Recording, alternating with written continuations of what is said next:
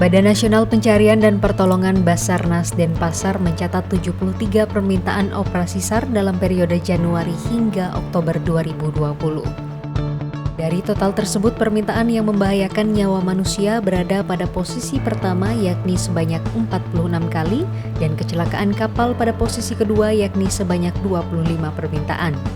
Kepala Basarnas Denpasar Igede Darmade menerangkan dalam 10 bulan terakhir pihaknya sudah melakukan operasi SAR sebanyak 73 kali di seluruh Pulau Dewata.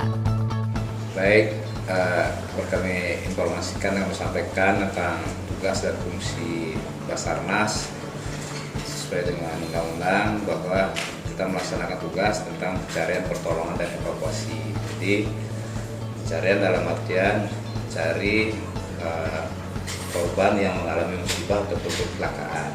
Di Basarnas sendiri dalam penanganan kecelakaan ataupun penanganan suatu musibah ada istilah dengan penanganan kecelakaan pelayaran, kemudian itu secara umum penanganan kecelakaan, kemudian penanganan bencana, ada juga kondisi membahayakan manusia, dan kecelakaan dengan penanganan khusus. Nah, jadi untuk di bencana kita terlibat di saat tanggap darurat.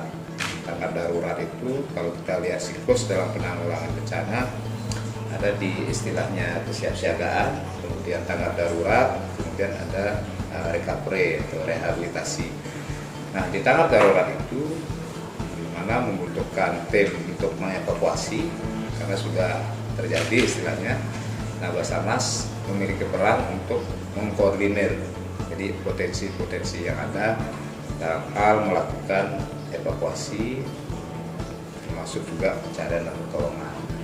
Pencarian dilakukan apabila tentunya korban yang terdampak dari musibah itu tidak kita temukan, sehingga kita cari, kemudian setelah kita temukan kita tolong, dan selanjutnya evakuasi.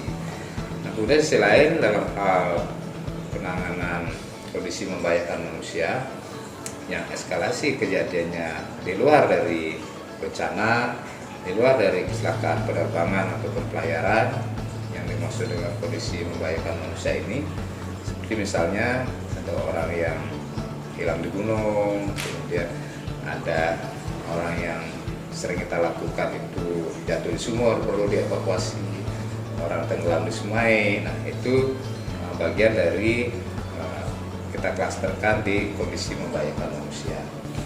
Kemudian di tengah penanganan khusus, salah satunya ya penanganan kecelakaan transportasi kalau memang kita diperlukan, kecelakaan lalu lintas itu maksudnya kayak semalam kita memberikan bantuan evakuasi terhadap masyarakat di mana ada kurang lebih 7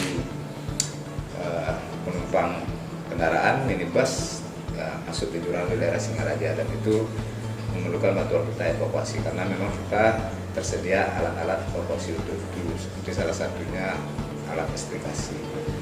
Nah, di sisi lain juga Basarnas memiliki tugas, diberikan kepercayaan untuk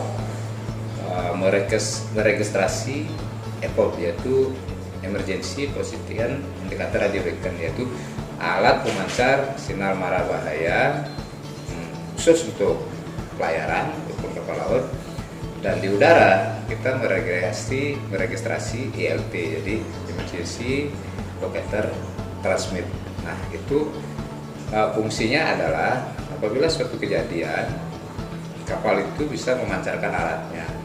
Nah, karena sudah diregistrasikan ke Basarnas, begitu dipancarkan alatnya di suatu perairan ataupun di suatu tempat, kita tahu bahwa kapal atau pesawat itu sedang memerlukan bantuan, itu nanti diterima ataupun ditangkap oleh satelit SAR. Kemudian satelit SAR akan mentransmit ke, kita punya stasiun buminya di Jonggol, ada Miulut, Liulut, stasiun buminya itu menerima dan diinformasikanlah dari stasiun bumi itu ke kantor-kantor SAR yang terdekat dengan sinyal mara bahaya itu. Seandainya itu wilayah perairan Bali, nanti kita akan terima emailnya bahwa di perairan Anda ada kejadian pemancar sinar bahaya. Termasuk juga yang perlu registrasikan adalah kalau teman-teman yang suka berpetualang, baik itu naik gunung ataupun hobi olahraga di laut, seperti misalnya olahraga yak atau menggunakan jet ski, sedikit agak jauh perjalanannya, itu bisa juga memiliki PLB namanya, personal locator beacon. Jadi kalau kita dalam kondisi mara bahaya, kita tinggal menghidupkan itu aja, sehingga kantor kami bisa merekam di petugas komunikasi di mana posisi kejadian itu untuk mempercepat memberikan pertolongan ataupun bantuan saat. Pada 3 bulan pertama sebelum mencuatnya wabah COVID-19, pihaknya mencatat 20 permintaan, yakni 9 permintaan pada bulan Januari, 5 permintaan pada bulan Februari, dan 6 permintaan pada bulan Maret. Kemudian setelah pandemi COVID-19 mencuat, Basarnas kembali menerima permintaan evakuasi yang cukup signifikan. Permintaan saat pandemi ini didominasi dengan penyelamatan yang membahayakan nyawa manusia. Suasana pandemi selain tersedak arus, masih muncul juga kejadian-kejadian di laut, kecelakaan layar, itu yang sering.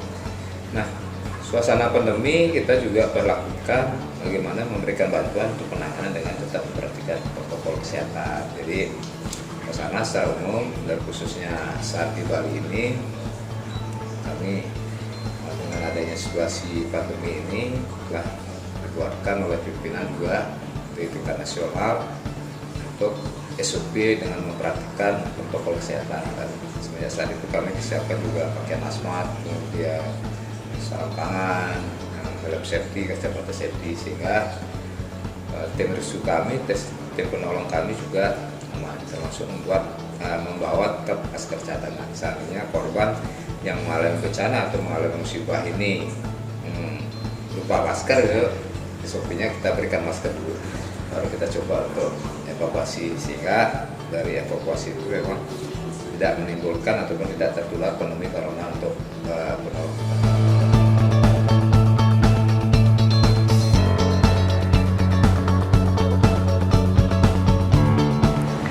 Biasanya kalau informasi lapor kejadian kita terima dari sini, kemudian ada lewat telepon, kemudian ada bisa lewat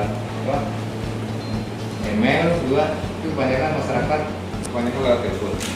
Nah, kita ada alat komunikasi di Silong. Posisi kalau kita ini yang hidup ini, kita ada pos di Buleleng, kemudian ada di Alur-Pura, ada di Negara. Yang hijau-hijau ini berarti radionya lagi aktif. Kemudian fungsi radio di log ini berfungsi seperti GPS juga. Kalau teman-teman bawa AT operasi di daerah perairan ini ya, bawa AT ini, dia buat tracking ya. Yang penting dia komunikasi ataupun AT-nya dipenyet-penyet. Dia otomatis diikuti. Karena kita pasang kurang lebih 12 repeater di Bali, mengcover sampai ke sini, sampai ke utara Bali, sampai mendekati Kangian di Kangian kita cover juga.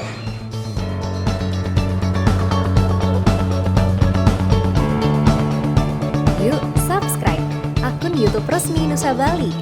Jangan lupa like, tinggalkan komentar, share link, dan aktifkan tanda loncengnya. Dapatkan informasi terkini seputar Pulau Dewata hanya di Nusa Bali TV.